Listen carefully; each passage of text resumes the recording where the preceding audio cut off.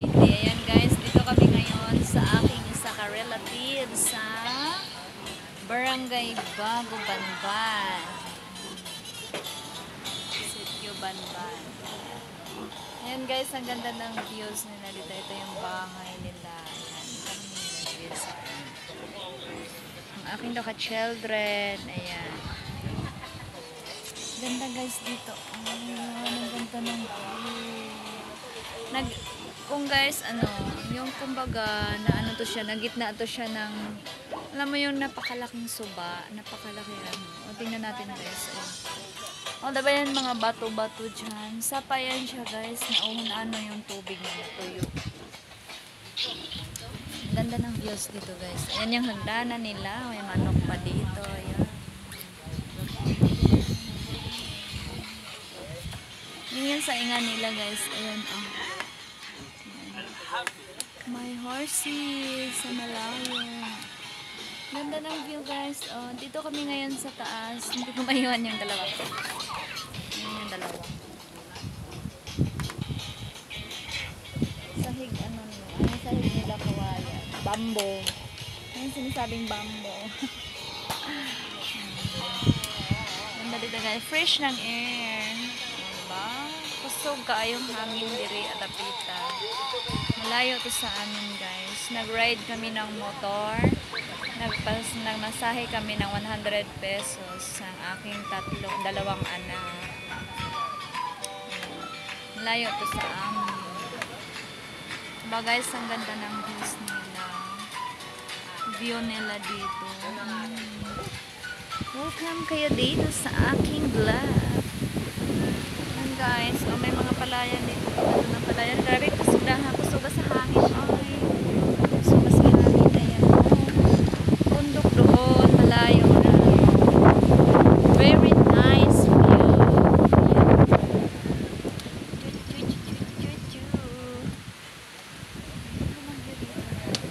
Meron naman sila ditong mga alaga na mga kahit ito yung bahay nila.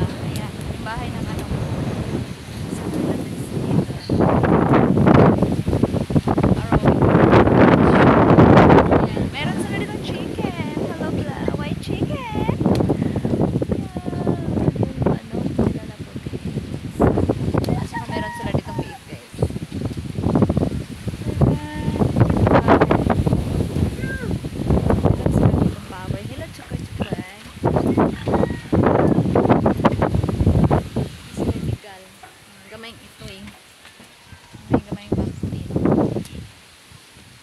din dito guys. Ayan yung kapitbahay nila guys. Ayan. Ayan dito mga fresh na dito. Ayan, wala akong chinelas. Ayan po tayo. Pasyal tayo dito guys. Ikot tayo dito sa kanila bata. Ayan. Ayan. Dito. May mga bahay-bahay din sila dito ng manok guys. Ayan o. Ganda ng view. Welcome kayo dito sa aming lugar. May manok pa pala dito. Woo! Say-say. Hello, Ate Say-say. Sarap mag-upo dito guys. Meron sila ditong kahit to guys. Meron po sila ng iyog. Ang lakas ng hangin diba? Ang lakas ng hangin.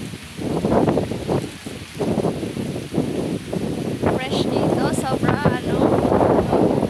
to siya guys. Ayan sapa yan guys. Nawala ng tubig. Naging na siya. Pwede siya palayan. Kumbaga ilog yan siya guys. So ayan makikita natin dyan sa yung ilog yan. Pag bumabaha guys, talagang kawawa sila dito. Kasi pag tumaas yung water, tumaas yung tubig, pag malaki yung na sobrang delikado yung tinitirahan nila dito. Kaya minsan lang din kami pupunta rito pag mainit, pag walang baha kasi nakakatakot. Pero baka maadla na baha tapos maanod, yun ang nakakatakot sa hindi talaga maiwasan yun guys. Meron talagang ganun nangyari na trahedya. Ayun, so minsan lang kami nagpupunta rito. Ngayon guys, ayan, Makikita natin puro yan siya mga big stone. Ayan.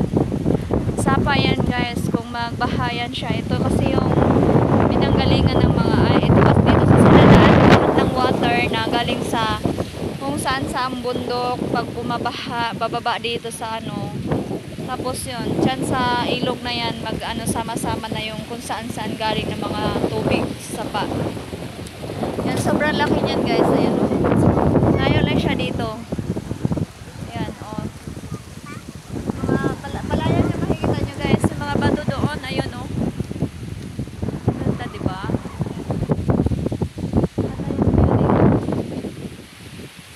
Diba?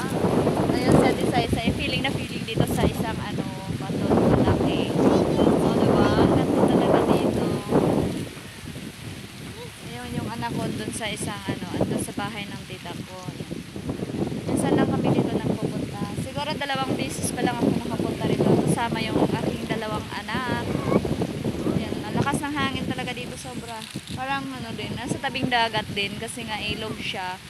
Pero sa sobrang init dito guys ay natutuyo din siya. Ayun.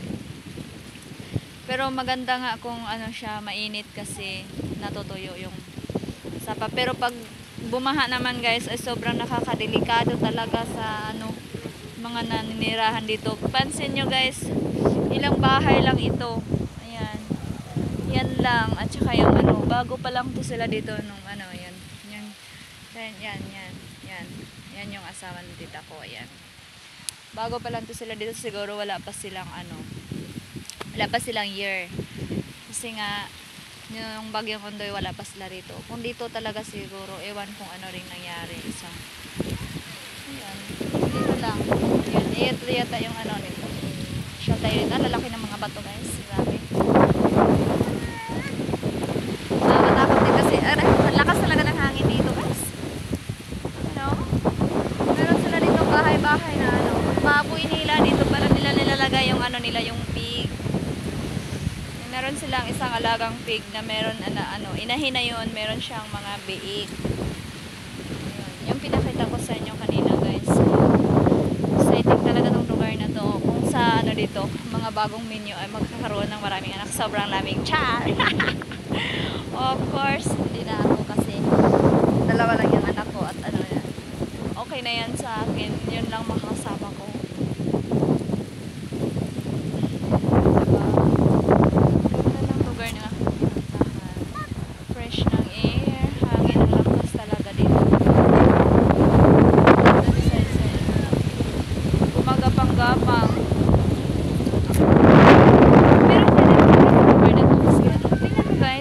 Kung manguha tayo ng ano, gagamba, makakuha pa rin tayo ng gagamba. Diba pag mayroong ganyan, yung mga bata, yan guys, yun lang ang share ko sa inyo.